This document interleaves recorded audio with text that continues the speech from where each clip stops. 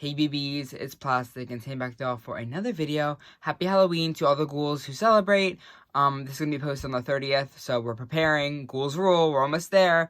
But I wanted to say Happy Halloween, and today we're back with a special edition of a Monster High Retrospective, as we are reviewing the Monster High Ghouls Rule line, which is one of their more famous Halloween-inspired directly lines.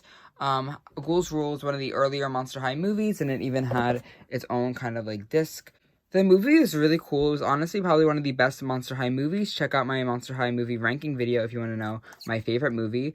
But this was honestly a great movie. It was one of the first kind of CGI ones. It was really, really fierce. I remember I love like the messages about, you know, the inclusivity and police brutality in this movie. But it also kind of gave us a better insight of Monster High Halloween. Of the time, and I also love looking back at this catalog that comes with the CD, as it has so much fun and nostalgic Monster High merch and media and stuff. So that's really, really cool to look at as well. But with the media, there always comes the dolls, and we got 5 Monster High dolls within this line. The line was also promoting that school playset that came out around the 2012 era. I think there was commercials with them in that thing, if I'm correct. But we first got the main 4 ghouls, Clawdeen, Draculaura, Frankie, and Cleo. They were all retailers, and then a little bit later on, we got Abbey. Ghouls Rule, she was a Walmart exclusive, so that's kind of where everyone came from. The first doll that I personally got when I was a child was Ghouls Rule Cleo, and before I bring these ghouls over, as you can probably tell, a lot of them have had lots and lots of love, as these dolls were heavily played in my childhood. So just before we get into them, I just want to make that clear that these are not pristine dolls. I've restored them to my best of my ability, and I've cleaned up what I can, but the outfits may be faded, the hair might be cut. Just want to let you know why my doll might look different than your dolls or the dolls on the stock photos. So with that out of the way, let's get into Cleo. So each doll kind of came with their own little special accessory. Cleo came with this like little bubbling punch bowl. It is so fierce. It has little snakes on it, and it's a really cool kind of Egyptian twist on it. She also came with this little like what's it called, like a scoop thing for it, and it's really fun. It actually has a little like snake kind of thing on it, I think. But this is her little accessory to bring into the party. The dolls also all came with a kind of photo card of the 3D model animation, and then the other four main characters on the back. Abby's card is really funny, so stick around to see what that looks like. But first we have Cleo. This again was the first doll that I got. Personally, I remember my grandmother got her for like my brother's birthday, because my grandmother would always get me like a gift whenever my brother got a gift. So this was like mine. It was kind of fun and random, but I definitely cherish her because of that memory. But Cleo is really gorgeous. Like, her makeup is definitely the standout of this doll, along with these killer shoes. Like, these shoes, like, I remember, like, obsessing over them, like, when I was younger. They're so good. Her dress is also really, really fierce as well, as it kind of is, like, this, like, little mini dress, and it kind of has, like, some tulle on the end. It's not a mini dress, but, like, you know what it looks like? It kind of looks like a mini dress with, like, some extra stuff on it. Sadly, mine has definitely faded and seen better days. This is the original color, kind of, and there used to be teal little mummy wraps, but she also used to have a little cape thing with little snakes on it, but that is, I have no idea where that went. It probably got cut up. But this is what we have left of it. Cleo's other accessories was this cute little teal pumpkin pail where, you know, you put the candy in. It has her signature skeleton on it, and it is a kind of a teal moment. We also have her little mummy wrap mask. It's so fierce. It's just a plastic piece, but it looks so cute on her. Like, look at how she ate that up. I've sadly lost Frankie's photo card for this line, but I do have their little extra accessory. This is a kind of like a potion, or I don't even know what this is supposed to be, but it is really cool. It's like in a silver kind of cauldron, and it has this like little green goop that's kind of spreading out. It does have a little handle though, which is also really cool. Frankie's other accessories also include this little, I'm fighting for my life, this little mask, which is really fierce. It's only a one eye kind of thing, and it looks like this on them. Hello? Maybe it doesn't. Kind of, right? Close enough. You get the gist. I definitely think Frankie has the cutest little bucket of them all, where we get to see their little bucket has these little like bolts on it, like their signature kind of neck. We also get to see this little cute little skeleton, and it is like in their signature blue color. It is really fun. I love these little pails. I think they're such a cute little accessory. And they're so stupid and little, but they're so like well thought out, and they're such cool. I don't know. But Frankie's hairstyle has honestly changed a lot in my collection, as they used to have this like kind of, I can show you with this like big poofy updo. I could not figure out how to do that for my life, and I honestly just gave up. I boil washed their hair, and they do use Kanekalon hair, so boil washing it will make it completely completely, not straight, but like it won't make it as curly as it used to be. But I kind of just took it. Ooh, it looks really bad on camera, but it doesn't look that bad in person. I just curled the bangs again with a straw, which I really need to redo because I did that when I was really getting into dolls first. So it hasn't been updated in a while, so I have to really do that. But I put in a little updo. But their makeup was honestly so killer. Like, look at that. That is so fierce. I love it. Again, the outfit is faded, as this was my second doll in the Ghouls Rule lineup I don't remember when I got this doll. I don't remember the specific story, but it was really early on. Again, there used to be these kind of little lightning bolts all over this little dress thing, which is no longer there, but that's okay. I just want to talk about how much I love the hair color of this on Frankie. Like, I love the mostly black with little white streaks. I think that looks so much better on them than the all white. But, like, look at these shoes. Also, like, these shoes were also kind of killer. They were, like, these, like, tall black boots with a little bit of shimmer on them. Looks so good. Like, as much as this Frankie is kind of incomplete, I still think they look so cool and fierce just on my shelf, even though, because I don't look at my dolls, like, too heavily all the time. And, like, this on a shelf looks fierce, even though it's not, you know, fully complete. My third ghoul for the Ghouls Rule collection was Clawdeen Wolf. I have her photo card right here. She looks so fierce in this little 3D model and along the same kind of picture on the back. I remember getting Clawdeen for like one of my earlier birthdays from my best friend ever. I remember we told each other what we were getting and we both got each other Ghouls Rule Clawdeen. So this doll definitely has another special place in my heart. I remember going to I think it was Toys R Us and picking this out for my bestie. So that kind of holds a special place in my heart. Again, so nostalgic and cute. But Clawdeen's little accessory kind of consisted of this little like box of treats, I guess, green little gummies and stuff, and it is really cool as it kind of oozes out on the side. It is really fun. I like this little accessory. Her pail was also really cute, as it did kind of have these little like spikes on it, or arms. I don't know what it's supposed to be. But Clawdeen's squelette is here, and there's little scratch marks. It's fierce. It's cute. Again, in her signature purple color. And then Clawdeen's mask is also really interesting, as it kind of is this like little like wolf thing. I don't really know what it's supposed to be, but it looks really fierce on her, and it definitely has wolf vibes. As kind of that's what the point of this was kind of take inspiration from everyone's ancestors and, you know, put it into a doll form. But I think Clawdeen was honestly one of the coolest dolls in this line. I know she has lots of mess kind of sometimes. I don't think she came out, I think her design's really nice, but I think going into doll form there was definitely a couple misses. But I think the hair on this doll is so cool. Excuse mine, there was lots of dead ends, so I had to cut it in the summer. So it doesn't look as long. It usually is longer and it is curlier, but again, Kanekalon hair, I boil washed it and turned straight. So it doesn't look as great, but it's fine. Like, for what it is right now, like, I don't really care. She has these cute little earrings. Like, this makeup, again, is stunning. Like, all of the dolls in this line had amazing makeup. I just, like, love that, like, little, like, faux hawk, mohawk moment. Like, it's so good. The outfit, I don't know how I feel about the outfit to this day. I think it could have been done a little bit better, and I feel like I'd rather a skirt or something with this kind of fur rather than this bodysuit, because I feel like the bodysuit definitely is ill-fitting in certain places, no matter how, it just doesn't, like, fit her body right, because the Monster High dolls have very thick, thin bodies, and this is kind of a looser material.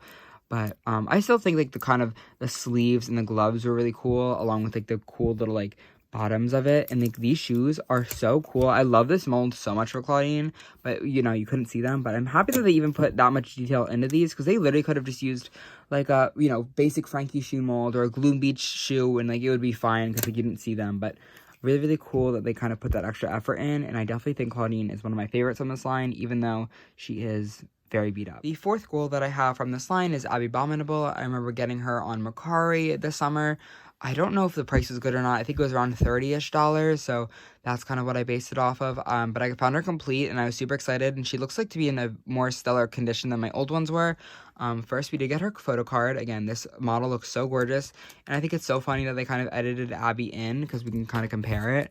Like, look at, like, they should have just added Abby in, like, the original card, but I'm not sure how the production went on this. I wonder if this was, like, a last-minute choice or something. But both cards are dated 2012. I feel like they might have come out, like, earlier and later in the year, but I'm not really sure. I don't too remember this line, you know, the production coming out, as, again, I was really young when it did. I should probably do my research, but, you know, it's fun, it's cute. Abby's little accessory was this cute little cake. I kind of wish she came with a bowl of candy instead of Clawdeen coming with a bowl of candy, because in the movie, Clawdeen's, like, one of her, like, jokes that I thought was hilarious was that she was eating, like, the 100,000-year-old candy. So I thought that would have been nicer, and I wish this kind of went to Clawdeen, but who knows how they thought of it. But this cake is really cute. It's this, like, purple spiderweb thing, and it has, like, a little spider on it. Super, super fierce. And this holder for it is so funny. It's like a little skeleton hand. Like, are you serious? That is so fierce. Abby's little bucket and pail was actually really cool, as again, it was like this kind of hollow ice thing. It is in purple rather than a blue, but I don't mind it too much. Like, her little skelet is so cute. It's wearing earmuffs. But Abby's mask was also kind of fun, as it's like a snow goggles kind of thing. It is that purple color. But Abby's doll was honestly really fun. Sadly, this doll had a lot of glue seepage when I did get her, and I never fully got around to seeing removing her head because I went on vacation right after I got this doll. So I never fully like removed all the yellowing around her forehead, but it doesn't matter. Just don't look at it. Put the hat over it and like, look, she looks good. No sort of issues. But I think Abby has some of the coolest makeup in this line as well. Like, I just love, like, this, like, really intense highlighter kind of moment that she has on her cheeks with the snowflakes. And the baby pink, like, lipstick and the baby pink eyeshadow is so gorgeous as well. I am super obsessed. Look at the little snowflake on her other eye. Like, it is so good. Her outfit is a little bit more plain, I feel like, than the rest of them. But it definitely does stand out, and it definitely is very Abbey Bominable with the tufts of fur, the little, like, really nice detailed dress. Like, it is so cool. And these shoes are actually so killer. Literally some of the best shoes Abby has ever put her, like, feet in. Like, the little icicle heel and, like, their clear sole. Like, that is so good. Like, I don't know. I really do like this Abby. I feel like she's definitely underappreciated. Last but certainly not least, we have Draculaura. This doll took me the hardest time to find. I've been hunting for this doll on eBay and Mercari since 2020, like, November. And I have just not found her for a good price until recently. And even the price that I paid was a little bit high. I think I paid around $35 for this doll on Mercari. And she did come complete without her photo card. Or she might have had her photo card and I just haven't seen it in a while. I had to go look back on my TikTok unboxings because I think I unboxed her. But she was a little bit more expensive than I like to pay for secondhand dolls. Usually I like to pay around retail price for them. But I've just been running this doll for so long, and to finally find her with all of her little accessories was so important to me. One of the accessories that I really, really wanted was this little skeleton guy. She is so beyond cutesy. Like, this is so fierce. Like, look, the little head that moves. Like, it is such a stupid little Monster High accessory that I just needed to have. I always, like, really just wanted to hold it because I know, like, the bow came out or something, and I was like, ugh, I'm just, like, enthralled by it. But really, really fun. Draculaura also kind of comes with her signature little basket. Her basket is, like, the cutest one. It's, like, literally so pink and perfect. I do think Frankie has the best one, like, execution-wise, but this one's just, like, the prettiest one in color. And then her little, what is it, like, a little mask was this, like, little, like, pink thing. I don't really know. I think some of the weakest things about this doll is her hair. I think the hair is boring. It's like a Kanekalon again. I think a lot of these dolls use Kanekalon because they all have very dry hair. Actually, I think they all use Kanekalon except Abby, which is really interesting. But Draculaura kind of used Kanekalon on the regular a little bit, but it's definitely not Saran. But, like, her makeup, though, is so fierce. Ignore how disgusting her bangs are. But, like, look at how cute, like, the, like, webbing is. Like, the, like, lips look so juicy. And the earrings are also kind of killer. I like the wings on her. I think the wings are really cool. They're not cool for, you know, display purposes when I don't have much space, but they're fun for, you know, what they are. But even though the dress is a little bit simple for Monster High, I kind of like that about it. I love these little bell sleeves and, like, the mesh tooling that they kind of used. And these, like, little, like, layers are also really cool. They're not, like, the best ever, but they're really fierce as well. The little train is also really fun. These tights, though, I know were another thing that I kind of had to look out for because a lot of them were ripped and holy. But that's kind of the way with doll tights. You know, kids don't play with them very nicely. And the shoes are also kind of there. They're not, like, really that crazy. I kind of wish they were a little bit of a boot or something. I don't know. But, yeah, I think it's time to rank these BBs and ghouls, so join me back as we do that. In last spot, we have Cleo de Nile. I just feel like overall her execution in doll form isn't my favorite ever. Again, I do like the shoes and the makeup. I think those are the highlights of her outfit. But I just feel like something about her is just kind of off. I feel like I'd rather have her to be a little bit more luxurious a little bit. But she is still very cute. The fourth spot is Clawdeen Wolf. Again, I love this doll a lot. Like, genuinely, I love her so much. But I just don't think her outfit, again, the way that it was done in doll form is as strong as it could have been. And the others have been. So, sadly, she's a little bit lower. But, again, this face and, like, the base doll is so pretty to me. Like, that is so good. I just love her so much. In the third spot, we have Frankie Stein. Yeah, I do wish their hair was done better in doll form, and I wish their outfit was a little bit more play compatible, I guess, because I feel like a lot of these dolls were kind of made for more collectors in mind, just because of the way that, like, the outfits faded so quickly, and, like, they weren't constructed very well. I think that's why I feel like this line isn't as great as it could have been. But again, this doll has so many good details, like the shoes, this, like, kind of dress kind of thing, and, like, the makeup is so fierce. In second place, I do have Abbey Bominable. I know she's a little bit more simple in this line, but there's just something so simple about her that, like, works for me. Like, all the baby kind of pinks and blues are so pretty. I think she just fits for a very cohesive design. And she's just so soft and pretty and gorgeous, and I want to hold her in my hands forever, like an ice cube, but never melt. I love, love, love her so much. In first spot, we have Draculaura. Not really a surprise. I love pink, and I love her outfit. I think she's so cute.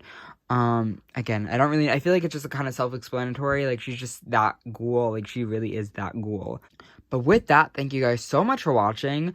Let me know your thoughts and opinions on my ranking and your overall thoughts of this line and movie. I'm dying to know all your, like, opinions and everything.